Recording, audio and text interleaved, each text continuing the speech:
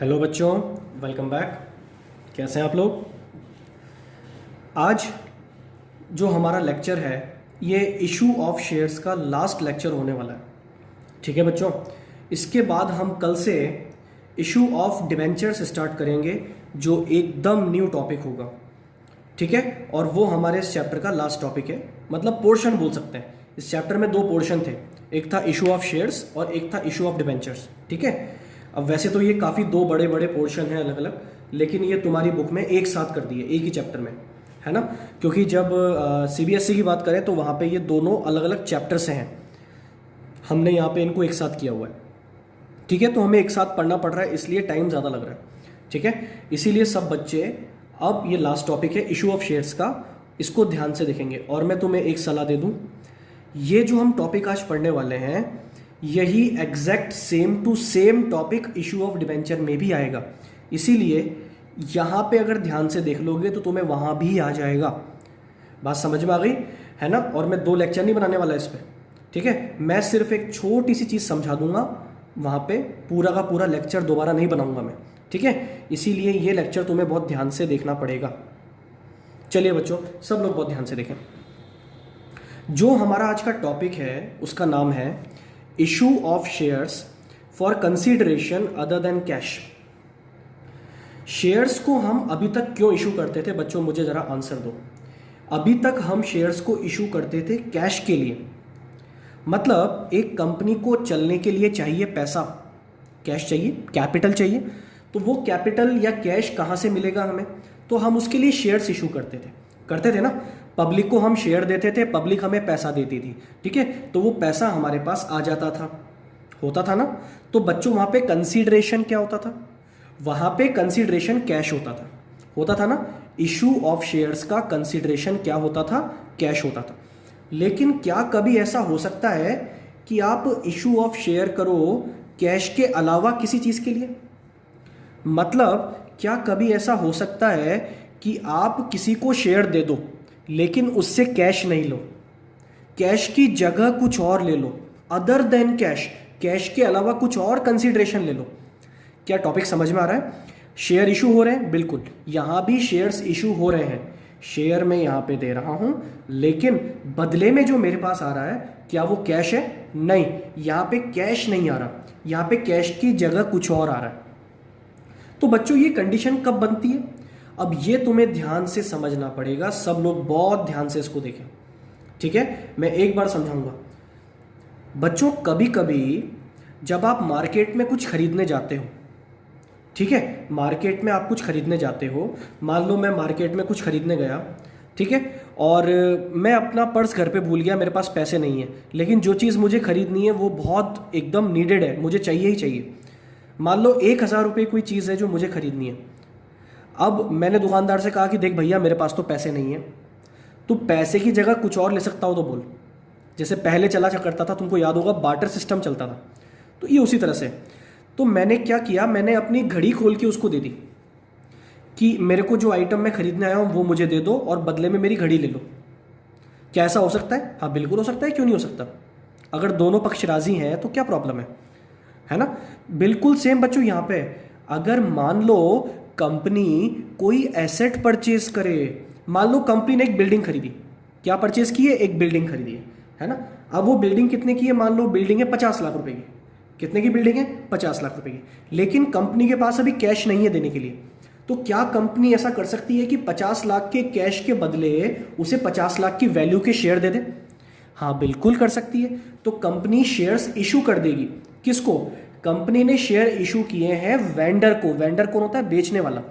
Company ने share issue किए हैं वेंडर को, बदले में हमारे पास कैश नहीं आया, हमारे पास क्या आया? कोई एसेट आई है। बात समझ में आ गई? और मेरे पास से क्या गया? शेयर गए। बच्चों इसी बात को शो करता हुआ ये डायग्राम मैंने यहाँ बनाया। एक जो पार्टी है वो हम खुद हैं। हम कौन है? कंपनी। और सामने वाला कौन है? वेंडर। कंपनी ने क्या खरीदा है? एसेट खरीदा है या फिर कोई बिजनेस खरीदा है। बच्चों कई सारी जो कंपनीज होती है वो किसी का रनिंग बिजनेस भी खरीद लेती है, बिजनेस, है ना। तो जैसे आप कोई चीज़ खरीदते हो और आपको पेमेंट करना होता है, इसी तरह से जब आप बिजनेस खरीदोगे तब भी आपको पेमेंट करना होता है। बात समझ में आ गई। तो कंपनी ने यहाँ पे एक रनिंग बिजनेस परचेज किया या फिर कोई एसेट परचेज की, तो कंपनी के पास क्या आया बताओ, एरो का निशान देखो किधर है, कंपनी की तरफ। कंपनी के पास आई है एसेट या बिजनेस, लेकिन कंपनी को करना है पेमेंट। तो वो पेमेंट किस फॉर्म में होगा, कैश के फॉर्म में नहीं, वो पेमेंट होगा शेयर्स के फॉर्म में। बात समझ में आ गई। कंपनी क्या देगी बदले में, अपने कंपनी के शेयर दे देगी, शेयर्स इशू कर देगी। क्या सबको बात समझ में आ रही है? ठीक है। अच्छा, अब तुम्हें दिमाग में थोड़ा थोड़ा क्लियर हो रहा होगा कि यहाँ पे एंट्री क्या हो सकती है। बच्चों यहाँ पे जो पहली एंट्री आपकी होगी, अच्छा पहली बात तो एंट्री कितनी होगी, सर यहाँ पे एंट्री होगी 2। कितनी एंट्री होगी, बस 2 एंट्री। पता है ये क्वेश्चन कितने में आ जाता है, ये 2 नंबर में क्वेश्चन आ ही जाता है। ये मान के चलो कि आता ही आता है, अगर मैं बोलूँ तो गलत नहीं होगा कि ये आता ही आता है। ठीक है, तो बताओ पहली एंट्री कौन सी होगी, एसेट खरीदने की या बिजनेस खरीदने की, और दूसरी एंट्री उसके बदले में शेयर देने की, मतलब पेमेंट करने की। बात समझ में आ गई। तो बच्चों जरा सब लोग देखो, ये मैं अंडरलाइन करता हूं, तुम्हें हेडिंग समझ में आ जाएंगे। ये पहली एंट्री है on purchasing of asset, asset या बिजनेस खरीदने की, और दूसरी एंट्री कौन सी है, ये आपकी सेकेंड एंट्री है पेमेंट करने की। बात समझ में आ गई। On payment by way of share, shares के जरिए पेमेंट करती है। ठीक है, क्या सब बच्चों को याद हुआ? जल्दी बताओ याद हुआ क्या? पहली एंट्री आपकी होगी एसेट परचेस करने की, दूसरी एंट्री होगी पेमेंट करने की। अब परचेस क्या कर रहे हो, परचेज या तो करोगे एसेट को या करोगे बिजनेस को। बात समझ में आ गई। दोनों एंट्री नहीं होगी, ये दोनों में से एक एंट्री होगी, है ना। तो अगर क्वेश्चन है एसेट का कि कंपनी क्या परचेज कर रही है, कोई एसेट परचेज कर रही है, तो बच्चों एंट्री क्या होगी, सबको एसेट खरीदने की एंट्री आती है ना, 11th क्लास में सबने पढ़ी होगी, asset account debit to bank या asset account debit to cash, यही होती है ना। लेकिन यहाँ पे asset account debit to cash तो होगा नहीं। क्यों नहीं होगा? क्योंकि यहाँ पे मैं बदले में क्या दूंगा, शेयर दूंगा। तो जब एसेट परचेज कर रहा हूँ उस टाइम तो मैं पेमेंट में कुछ भी नहीं कर रहा। तो बच्चों यहाँ पे हम पैसा उधार छोड़ रहे हैं। क्या छोड़ रहे हैं? उधार छोड़ रहे हैं। तो बच्चों एंट्री क्या होगी, asset account debit to vendor. ये वेंडर अकाउंट खुल गया आपका, और ये वेंडर अकाउंट एक तरह से क्या है, क्रेडिटर अकाउंट है, जिसका पेमेंट करोगे आगे। बात समझ में आ गई। बोलो एंट्री क्या हुई, asset account debit to vendor. और बच्चों ये एंट्री पता है कितने से होगी, ये एंट्री होगी उस कीमत से जितने में आप एसेट खरीद रहे हो, मतलब परचेज प्राइस पे। किस पे होगी बताओ, परचेज प्राइस पे। इसको परचेज कंसिडरेशन भी बोलते हैं। क्या बोलते हैं इसको, परचेज कंसिडरेशन। ये वर्ड भी कभी कभी काम में लिया जाता है। तो जल्दी बोलो, एसेट खरीदने की entry asset account debit to vendor. और अगर बिजनेस खरीदा हो तो क्या करोगे, business account debit to vendor? नहीं नहीं नहीं नहीं नहीं नहीं। बिजनेस जब भी परचेज किया जाता है, किसी का बिजनेस आप खरीदते हो, तो बच्चों बिजनेस 2 चीजों से मिलके बनता है। किन से मिलके बनता है? 2 चीजों से, एसेट्स एंड लाइबिलिटीज। ठीक है, तो जब भी किसी का बिजनेस आप खरीदते हो तो आपके पास 2 चीजें आती है, एसेट भी आती है और सामने वाले की लाइबिलिटीज भी आती है।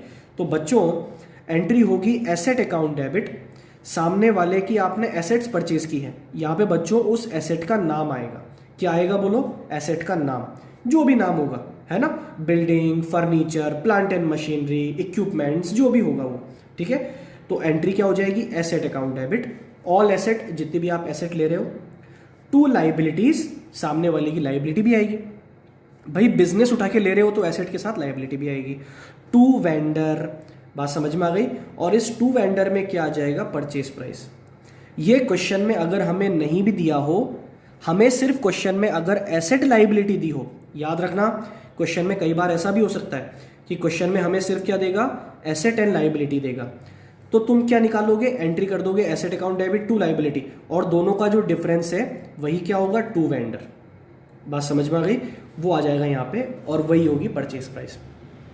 सबको पहली एंट्री समझ में आ गई। पहली entry asset account debit to vendor account, और asset account debit to liability to vendor. Asset खरीदी, बिजनेस खरीदा। बात समझ में आ गई। हमेशा वेंडर के सामने परचेज प्राइस आती है, ध्यान रखना। ठीक है, क्यों खुलता है, क्योंकि वेंडर अकाउंट उतने से ओपन करो जितने से पेमेंट करना है।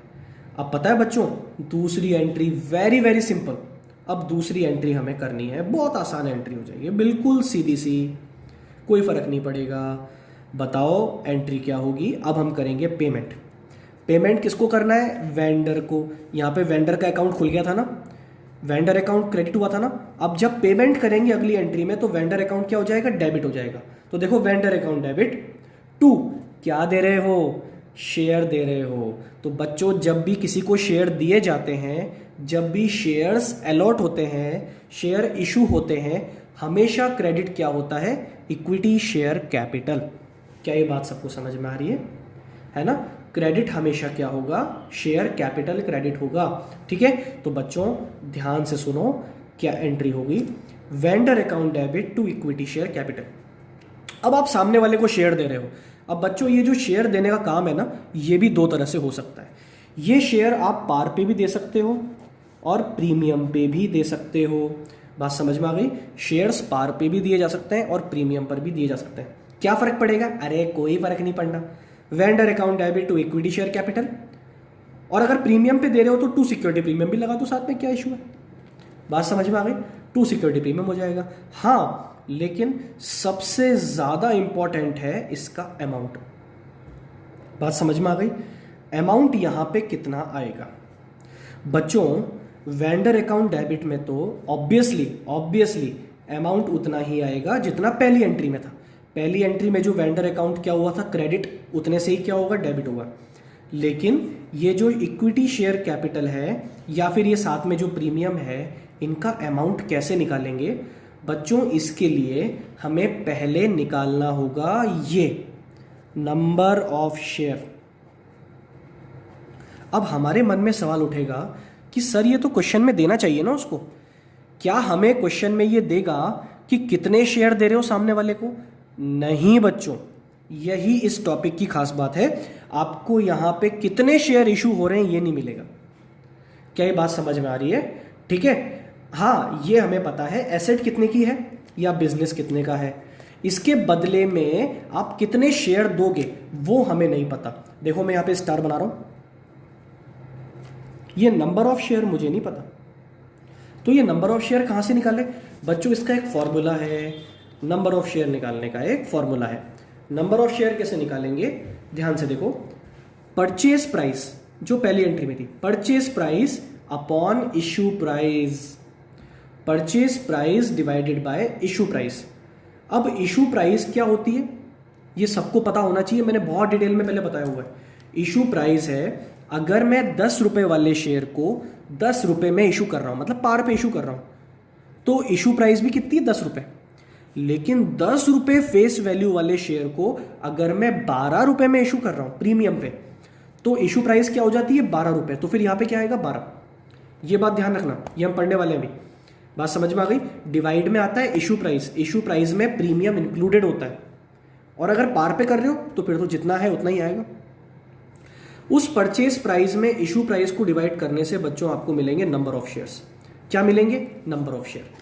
और इसी नंबर ऑफ शेयर से हमें कर देनी है ये एंट्री। क्या एंट्री हो जाएगी? Number of share into face value. जब आप पार पे इशू कर रहे हो तब तो इजी काम है, नंबर ऑफ शेयर को फेस वैल्यू से इंटू करोगे। ये जो आपने नंबर ऑफ शेयर अभी निकाले, इसको निकालने के लिए डिवाइड किया था 10 रुपए, और यहाँ पे मल्टीप्लाई भी किससे कर रहे हो? 10 रुपए से। अमाउंट तो वापस वही आ जाएगा जो पहली एंट्री में था, प्रॉब्लम की बात ही नहीं। लेकिन बच्चों जब प्रीमियम होगा, और ज्यादातर यही केस आएगा, जब प्रीमियम पे शेयर दोगे तो क्या करोगे? Number of share into face value. Capital में सिर्फ क्या जाता है? फेस वैल्यू का सिर्फ 10 रुपए जाएंगे यहाँ पे, और उतने शेयर पे जो प्रीमियम है, जैसे 10 वाला शेयर 12 रुपए में कर रहे हो, तो जो 2 रुपए का प्रीमियम है वो कहाँ जाएगा? सिक्योरिटी प्रीमियम अकाउंट में। सबको बात समझ में आ रही है? आई थिंक सबको समझ में आ गया होगा। ठीक है, तो बच्चों कुल मिला के जल्दी बोलो, कितनी एंट्री? 2 एंट्री। पहली खरीदने की, दूसरी पेमेंट करने की। खरीद क्या कह सकते हैं? एसेट खरीदी तो asset account debit to vendor, business खरीदा तो asset account debit to liabilities to vendor.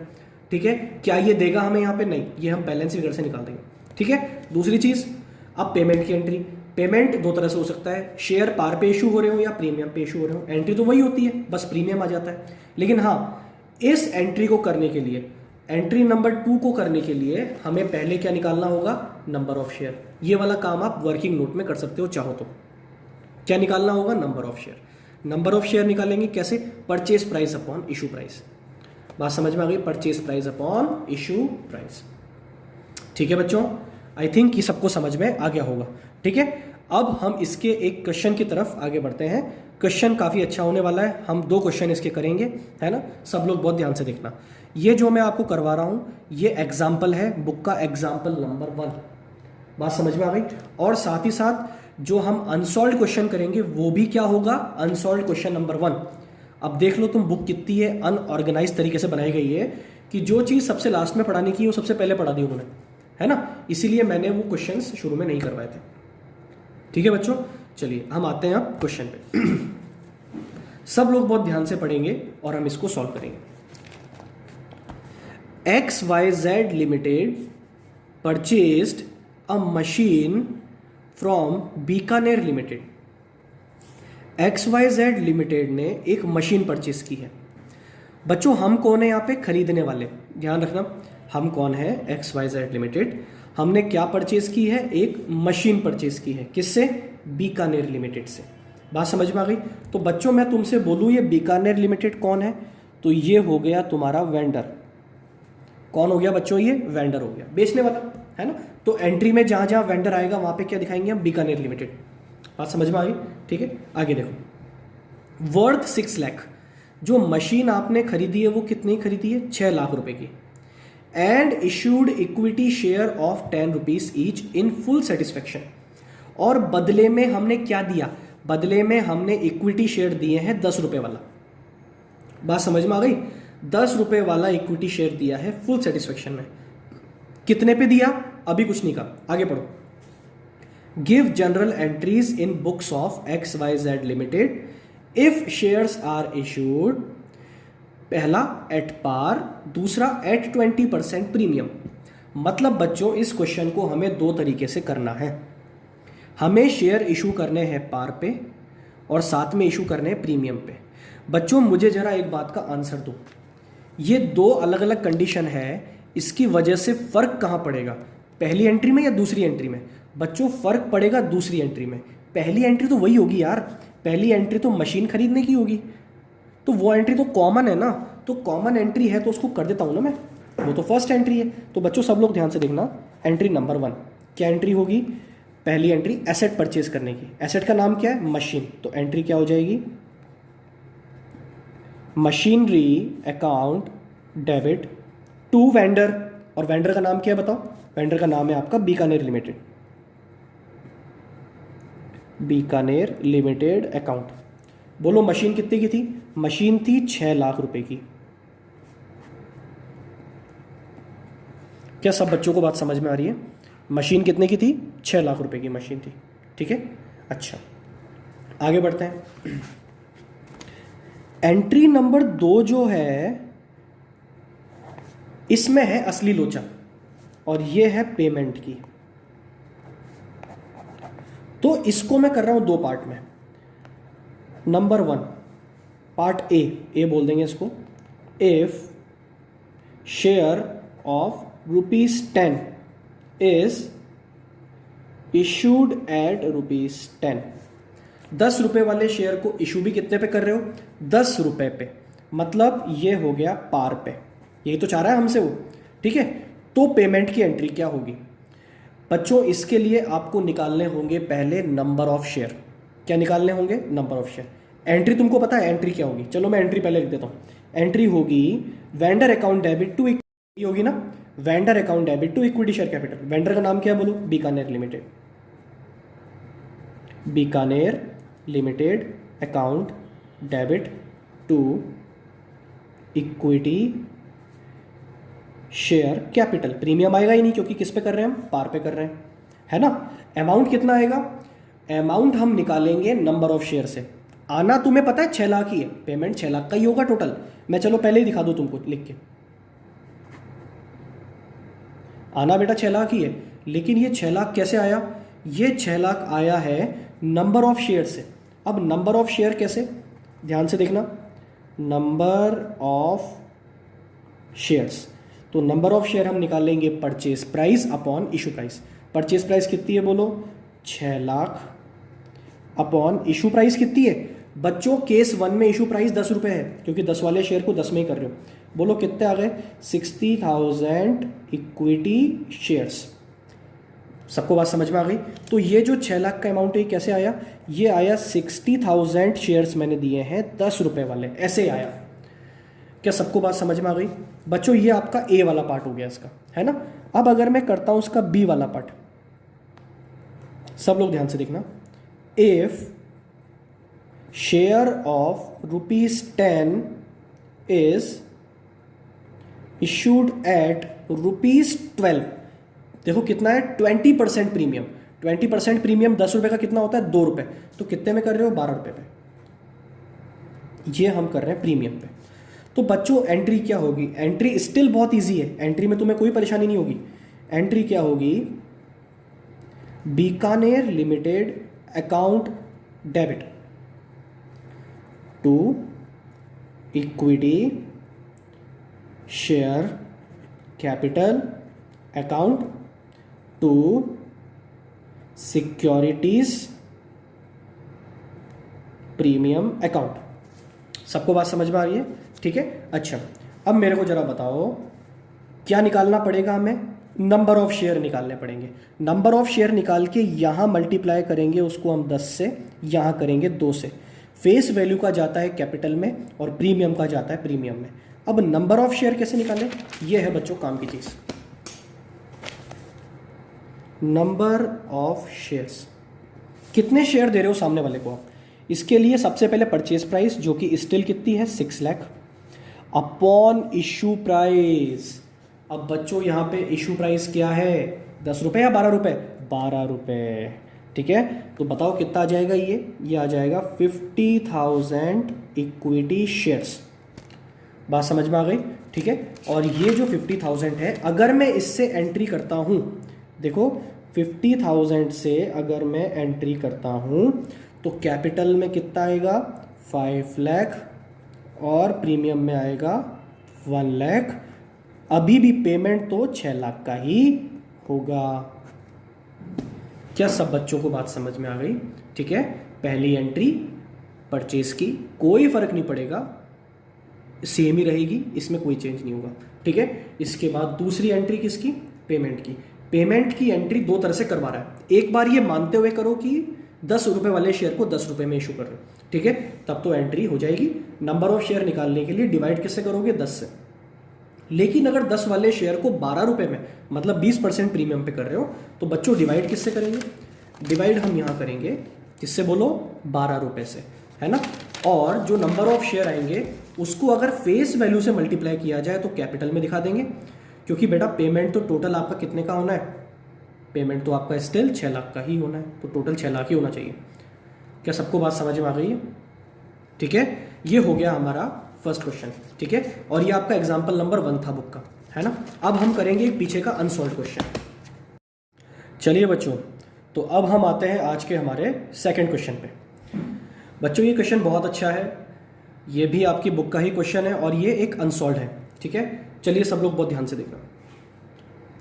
सोना limited purchased machinery of 10 lakh rupees and furniture of 5 lakh rupees from Mona limited. बच्चों वेंडर कौन है यहाँ पे? यहाँ पे वेंडर है मोना लिमिटेड, जिससे आपने परचेज किया। ठीक है, तो और टोटल कितनी एसेट परचेज की? 2 एसेट परचेज की है। तो बच्चों यहाँ पे जो फर्स्ट एंट्री होगी वो क्या होगी, मुझे बता सकते हो?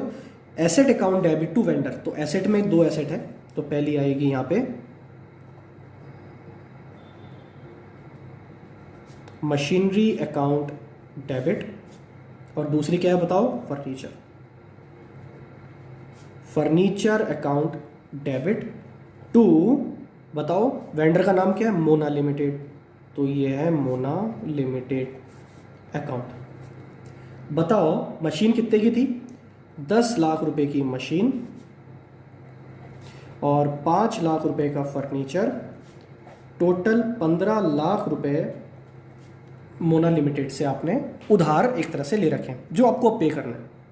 बात समझ में आ गई? ठीक है, एंट्री नंबर 2 हो गई, सॉरी एंट्री नंबर 1 हो गई। अब आता है एंट्री नंबर 2 पे, आगे पढ़ेंगे। Sona limited paid 40% of amount by cheque अब ये एक नई चीज़ है जो लास्ट क्वेश्चन में नहीं थी। मुझे पहले तो इस बात का आंसर दो कि आपको वेंडर को पे कितना करना है।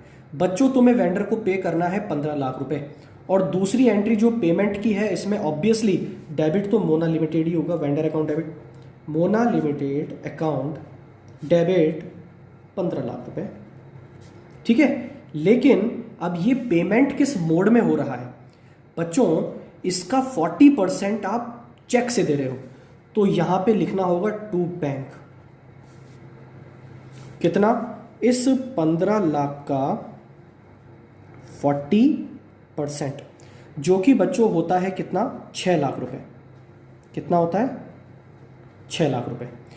और जो बाकी का पैसा है 60%, जो कि हमें दिख भी रहा है कितना बाकी? 9 लाख रुपए, 9 लाख रुपीस बाकी है ना। 15 लाख का 40% तो दे दिया चेक से, और जो बाकी बचा है 9 लाख रुपए, उसके लिए क्या करोगे? And for the balance amount by issue equity share of ₹10। और बैलेंस अमाउंट के लिए आप शेयर इशू कर दोगे। कितने वाला? 10 रुपए वाला। वो भी कितने में? 20% के प्रीमियम पे। बात समझ में आ गई? तो मतलब यहां पे प्रीमियम आने वाला है, प्रीमियम आने वाला है, तो यहां पे मैं कर दूंगा to equity share capital account to securities premium account. लेकिन इसका जो अमाउंट निकलेगा बच्चों, वो निकलेगा, नंबर ऑफ शेयर निकालने पड़ेंगे जिसको मल्टीप्लाई करना होगा हमें 10 से, और यहाँ पे भी नंबर ऑफ शेयर निकालने पड़ेंगे जिसको मल्टीप्लाई करना होगा 2 रुपये से, क्योंकि 20% प्रीमियम कितना होता है? 10 का 2 रुपये होता है, ठीक है। बच्चों, पेमेंट हमें पूरा नहीं करना है, मेरी इस बात को गौर से सुनना। 15 लाख में से 6 लाख का पेमेंट हो चुका है। क्या सब लोगों को बात समझ में आ रही है?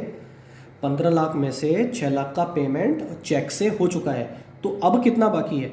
अब बाकी है 9 लाख। तो शेयर कितने रुपए के लिए देने हैं मुझे बताओ? शेयर आपको 9 लाख रुपए के लिए देने हैं, तो जितने रुपए के लिए शेयर देने हैं फॉर्मूले में उतना ही आएगा, है ना। तो बच्चों, मैं यहाँ पे अगर निकालूं नंबर ऑफ शेयर, ठीक है, तो मैं यहाँ पे निकालूंगा 15 लाख माइनस 6 लाख अपॉन, बताओ कि इशू प्राइस कितनी है? बच्चों, इशू प्राइस यहाँ पे है 12 रुपए, ठीक है। तो ये कितना हो गया? 9 लाख हो गया ना। कुल मिला के अगर कहा जाए तो ये कितना हो गया? चलो लिख देता हूँ मैं यहाँ पे, 9 लाख अपॉन 12। और बच्चों, जब तुम इसको सॉल्व करोगे तो ये आएगा 75,000 शेयर्स।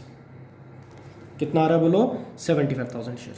और इन 75,000 शेयर को अगर यहाँ मल्टीप्लाई कर दिया जाए, 75,000 इंटू 10 और 75,000 इंटू 2, तो बच्चों ये कितना हो गया? ये तो हो गया आपका 7,50,000 और ये हो गया 1,50,000। हो गया ना? देखो 9 लाख मिला के। बात समझ में आ गई सबको? आई थिंक ये सबको समझ में आ गया होगा। खास बात इसमें ये थी, पहली चीज़ खास बात, 2 एसेट परचेज हो रही है तो दोनों को डेबिट कर दो ना परचेज वाली एंट्री में, परेशानी की बात ही नहीं। हमारा क्रेडिटर कितने से बना? हमारा क्रेडिटर बना 15 लाख रुपए से। पेमेंट करना है 15 लाख का। पेमेंट करने में 2 तरीके से पेमेंट हो रहा है, 40% पेमेंट चेक से, 60% शेयर से। तो जो 40% किससे हो रहा है? चेक से, उसके लिए तो टू बैंक कर दिया मैंने 40%, और जो बाकी का पेमेंट शेयर से हो रहा है उसके लिए शेयर दे दिए। लेकिन बच्चों, वो शेयर किस पे दिए जा रहे हैं? प्रीमियम पे। तो पहले हमें निकालने पड़ेंगे नंबर ऑफ शेयर। तो 9 लाख अपॉन इशू प्राइस मतलब 12 लाख, 75,000 शेयर मल्टीप्लाई किया, एंट्री हो गई। ठीक है बच्चों, ये आपका टॉपिक कंप्लीट होता है। बाकी 2 क्वेश्चन इसके हैं, वो मैं आपको होमवर्क में दूंगा। ठीक है बच्चों।